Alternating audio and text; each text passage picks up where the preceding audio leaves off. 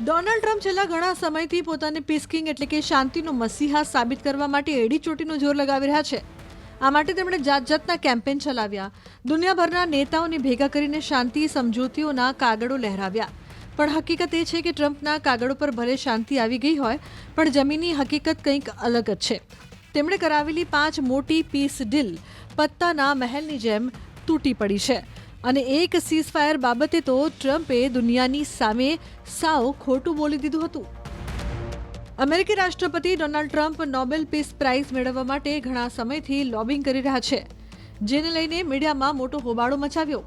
મોટા કાર્યક્રમો યોજીને કરારો પર સહીઓ કરાવી, જાણે દુનિયામાં હવે શાંતિ સ્થપાઈ ગઈ હોય તેવો માહોલ ઊભો કર્યો. પણ આજે પણ દેશો લડી રહ્યા છે, લોકો મરી રહ્યા છે, અને આમ ટ્રમ્પે કરાવેલી 5 ડીલનો તો ફિયાસ્કો થઈ ગયો છે. થાઈલેન્ડ અને કંબોડિયા દાવાઓ પોકળ સાબિત થયા. હમણાં જ થાઈલેન્ડ અને કંબોડિયાએ એકબીજા પર હુમલા કરીને યુદ્ધ વિરામ તોડી નાખ્યો છે. આ એ જ 2 દેશો છે જેમની વચ્ચે ટ્રમ્પે શાંતિ કરાર કરાવ્યો હતો અને પોતાની સૌથી મોટી કૂટનીતિક જીત ગણાવીને ઢંઢેરો પીટ્યો હતો. કરાર થયા પછી ટ્રમ્પે સોશિયલ મીડિયા પર પોસ્ટ્સનો વરસાદ કરી દીધો હતો. તેમનો સૂર એવો હતો કે આ કામ માત્ર હું જ કરી શકતો હતો. તેમણે કહ્યું હતું કે દાયકાઓ જૂના આ ઝઘડાને કોઈ બીજો નેતા ઉકેલી જ ન શકત. આ ડીલ તેમના મેક પીસ ગ્રેટ અગેન એજન્ડાનો ભાગ હતી, જે હવે બીજાના પ્રયાસોની જેમ ફ્લોપ સાબિત થઈ ચૂકી છે. હાલત એવી છે કે થાઈલેન્ડ હવે ખુલ્લેઆમ કહી રહ્યું છે કે તેણે કંબોડિયાના સૈન્ય ઠેકાણાઓ પર હવાઈ હુમલા કર્યા છે. થાઈલેન્ડનો આરોપ છે કે પહેલા કંબોડિયાએ તોપમારો કર્યો અને નવી સુરંગો બનાવીને કરારનો ભંગ કર્યો.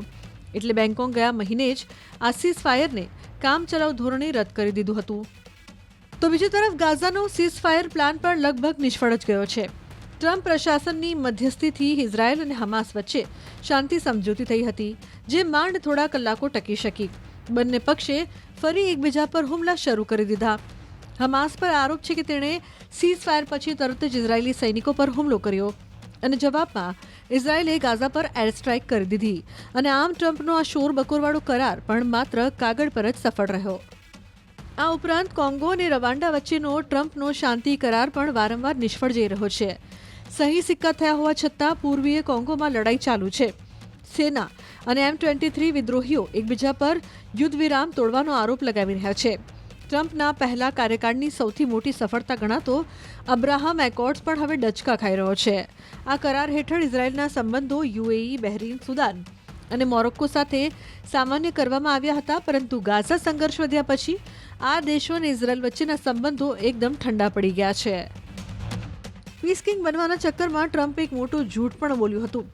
પહલગામ હુમલા પછી ભારતે ઓપરેશન સિંદૂર હાથ ધરીને પાકિસ્તાનનું આતંકી ઇન્ફ્રાસ્ટ્રક્ચર તોડી પાડ્યું હતું. ત્યારે પાકિસ્તાને હુમલા કરવાના પ્રયત્નો કર્યા, પણ તેને જડબાતોડ તમાચો ખાવાનો વારો આવ્યો. છેવટે જ્યારે પાકિસ્તાનના DGMO લેવલના અધિકારીઓએ ભારત સામે રોદણા રોવાનું શરૂ કર્યું, ત્યારે બંને દેશો વચ્ચે સમજૂતી થઈ. પરંતુ એવામાં ટ્રમ્પે વચ્ચે કૂદકો મારીને ક્રેડિટ લેવાની કોશિશ કરી. તેમણે એવું જુઠ્ઠાણું ચલાવ્યું કે મેં વેપાર રોકવાની ધમકી આપી એટલે ભારત પાકિસ્તાન વચ્ચે શાંતિ સમજૂતી થઈ. જો કે ભારતે સ્પષ્ટ શબ્દોમાં કહી દીધું છે કે આમાં ટ્રમ્પ કે કોઈ ત્રીજી શક્તિની કોઈ જ ભૂમિકા નહોતી. આ ભારતની પોતાની કાર્યવાહી અને કૂટનીતિ હતી.